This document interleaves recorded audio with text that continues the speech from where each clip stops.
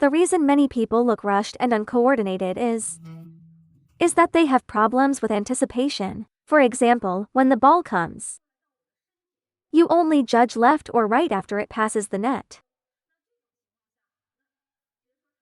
Anyone would become flustered. The reason for not playing calmly is because we are not tracking the ball. We are not anticipating.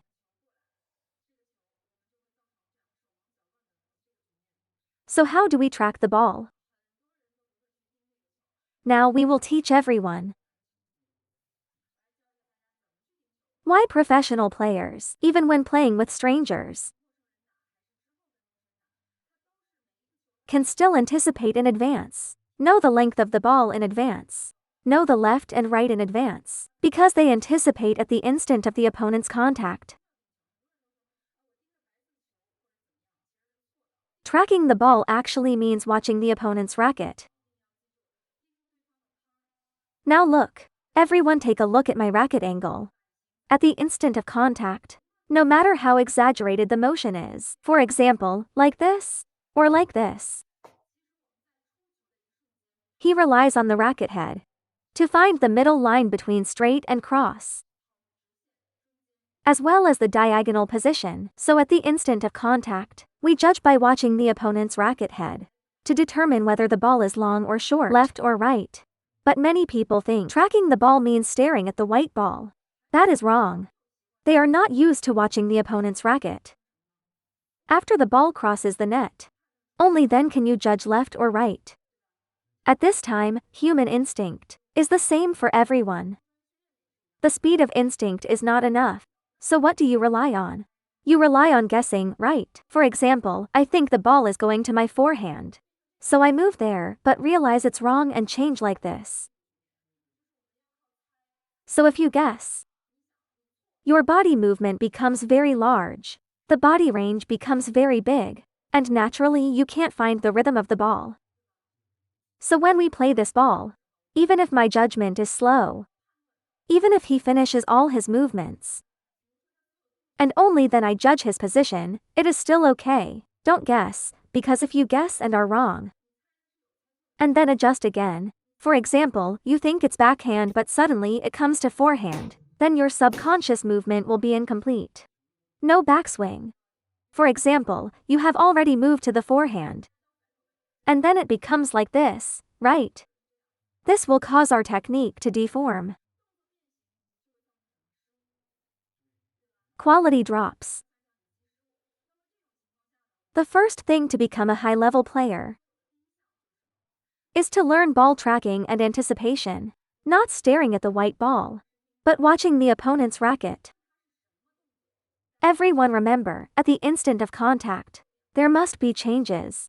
Their final contact motion.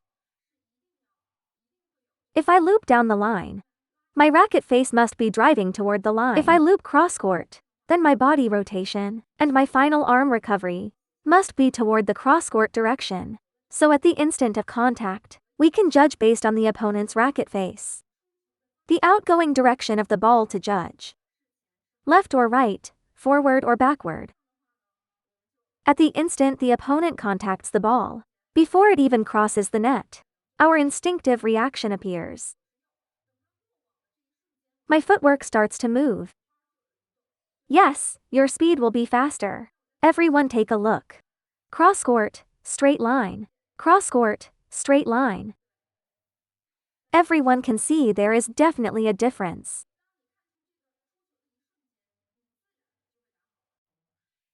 You change it to a straight line shot. Watch the angle of their paddle, not the ball.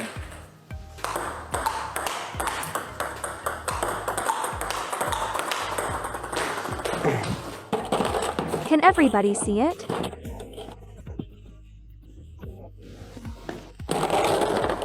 Try some backspin.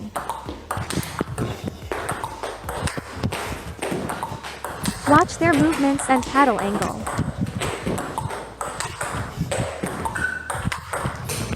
Can everyone see it and read the direction? It'll be fine once you build the habit. You must have the awareness of watching the racket. You'll gradually catch up. Try pushing.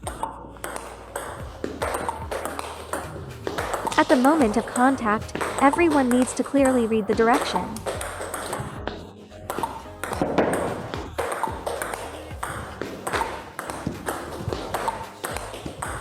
Can you tell? If you don't watch this part at all, you'll be even slower. This also gives your footwork and your preparation time some space. If you can't read his movement right now, then right now you're basically completely lacking the awareness to track the ball. At the very least, see the movement. That's the first step. This problem is already very serious. Basically, you're guessing everything. When practicing swing speed, if you don't watch the server's racket, you simply won't make it in time. Another thing is you must form the habit starting from receive. It's an awareness built bit by bit.